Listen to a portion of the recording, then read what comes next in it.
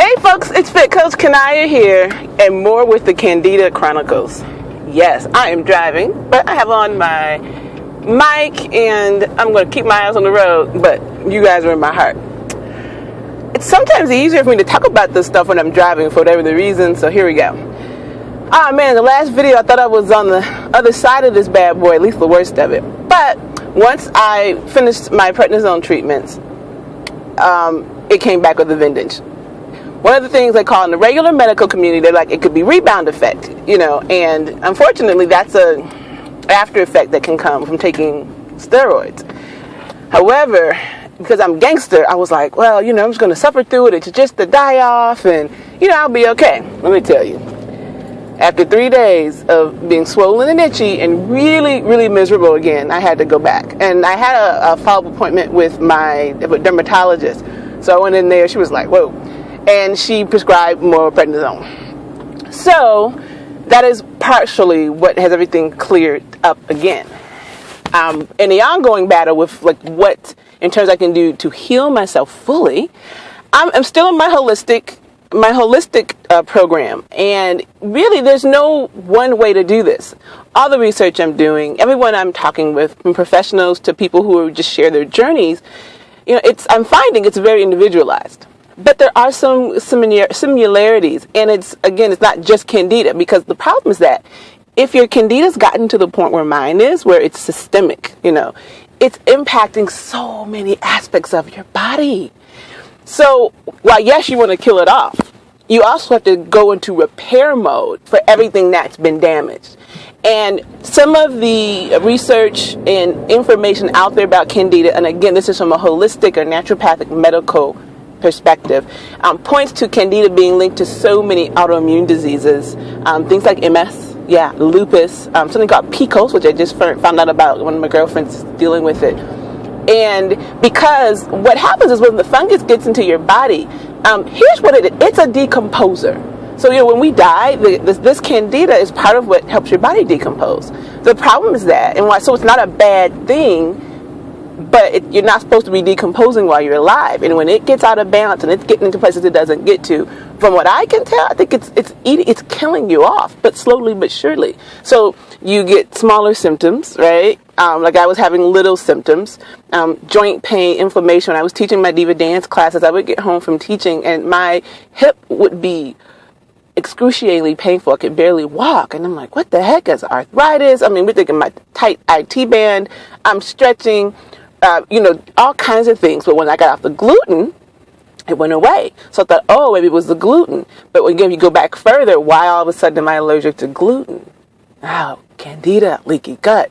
So you see how, for me it looked like hurting joint, right? It can mess with your moods. It can get into your brain. So it messes with your hormones, your adrenals. So you're sad, you're happy, you're depressed, you're stressed out, all of these things, right?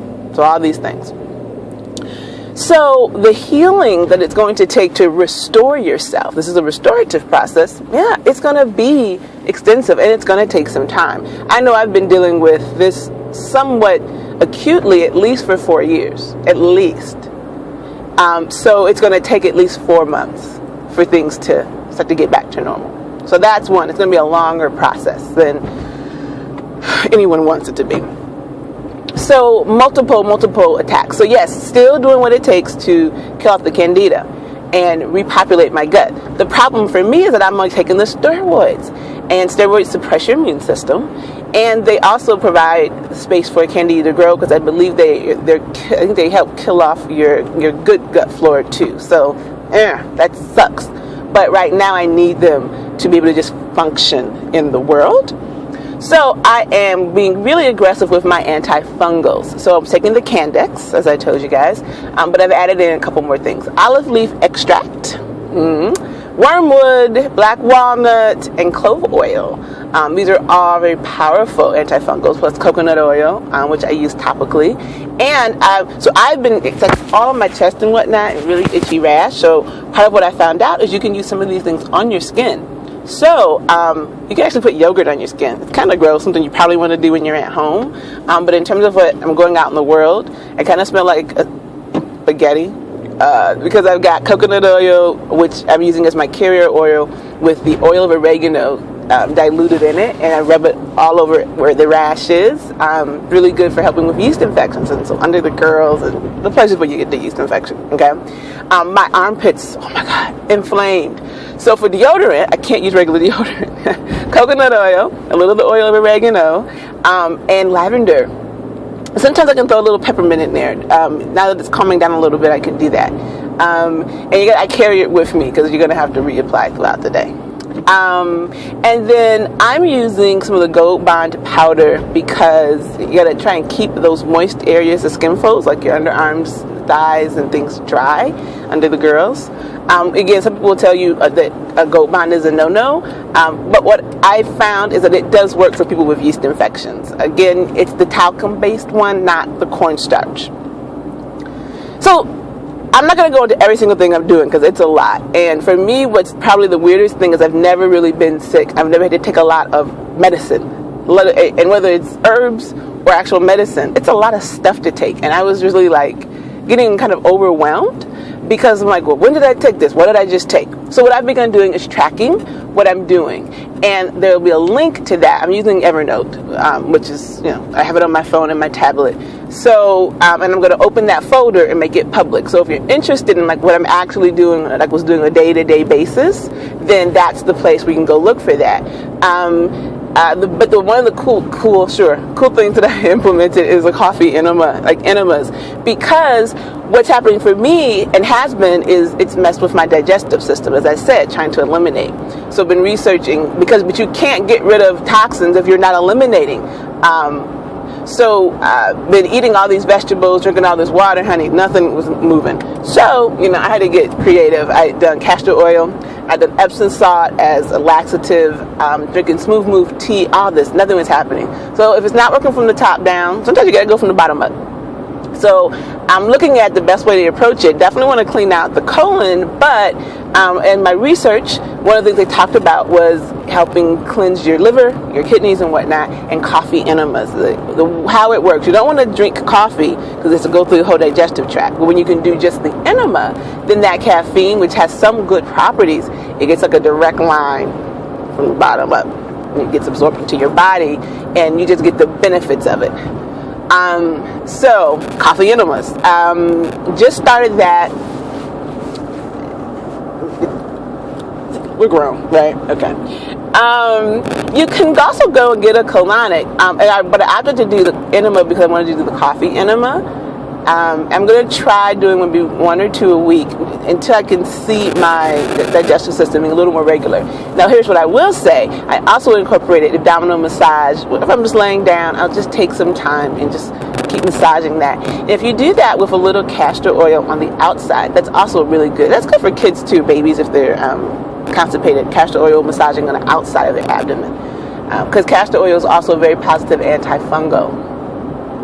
Powerful antifungal. Just keeping the faith. It gets really frustrating. I'm tired because I haven't been able to sleep because my adrenaline system, it just has me like, let me tell you something. If I was being chased by a mass murderer, I could go because my body will keep me up. Like maybe 2 or 3 hours of sleep and I can go all day. Still kind of tired, but I know it's not good for me. So I've added in a couple of things, melatonin, and I had to do a gang of those because nothing was really helping me get to sleep. I was doing valerian, kava, chamomile, honey, no. So I got the melatonin, again, doing lots of research, finding out what are people dealing with. I had to take 6 of those bad boys. I think they were 3 milligrams. I took 6 of them before anything was making this chick sleepy, but I got some sleep. Again, don't want to take that too long because you don't want to get addicted or anything. But I know that rest is really important for restoration. So you got to look at so I know I have to rest. And I have to relax. And that means even though I love doing stuff, bringing down my activity level, chilling out. I did take off this semester from school. So I'm really committed to my health and healing. I'm doing lots of courses of reading on health and wellness. And then I am a life coach, and of course I'm a fit coach. So I'm also still in that world and looking at, at what are some, like I said, the mind aspects and the spirit aspects of bringing about this healing and restoration. So doing that. And then I'm adding more fun into my life. So for me, metaphysically, we get into that aspect of it. A lot of this is about being stressed out and not having enough joy and fun. And I love what I do, but it's work. And it's work play, which sometimes it's really hard to distinguish between the two. But sometimes you need just play. So I have joined a belly dance troupe.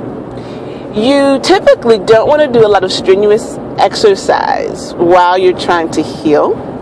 The great thing about belly dancing is it can be intense, and I'm taking it easy. So, but dancing truly brings me joy, and the movement, particularly with belly dancing, great for the digestive system. Yeah, because you're working those muscles. So for me, it's helping move things out. Having some fun, love dancing. So from a space of joy and enjoyment of life and happiness, it's there. So we're going to keep it moving. I'm looking forward to when I can totally get myself off of the drugs. But this is the thing, I believe in complementary and alternative medicine. Regular medicine is great, especially if you are in crisis. And that's essentially where my body has been. It has been in crisis. The prednisone, as toxic as it is and all of that, fortunately though, it calms it down. Then my job is to stay focused on what's going to heal me and restore me. And that's what I'm doing. So join me on the journey. I don't have all the answers yet, but you can join me as we can explore them together. And I will keep you updated on how things go. And you can kind of see what makes a difference for you. This has been really interesting. I'm on my way to a hypnosis session. Why? Because I'm, again, mind, spirit. And for me, I know I have to find some better methods of dealing with stress and kind of empowering my body to have some different responses. Without getting into my full backstory, have been under a tremendous amount of stress for a long time. Started in high school. My mom got sick with MS. And trying to deal with that, being a caregiver from age about 13, 14. I'm 38.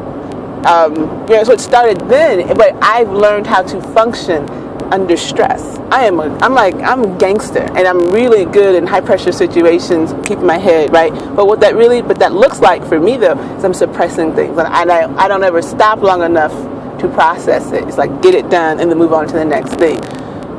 I've learned that over the last 20 plus years. So what there is for me to do is unlearn it. And that's where the hypnosis is coming in. That's where the behavior modification aspect of this.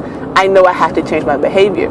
I could work on some other things, but hypnosis is powerful. Now, if you don't believe in it, don't try it. But for me, if what she can do is get access to that subconscious, and we can put some new methodologies in there, new trainings for myself to remember to take time to process and relax and release things, as opposed to hopping from project to project, crisis to crisis, managing this to managing that. Being very powerful, being very strong, being very effective, but also making myself sick.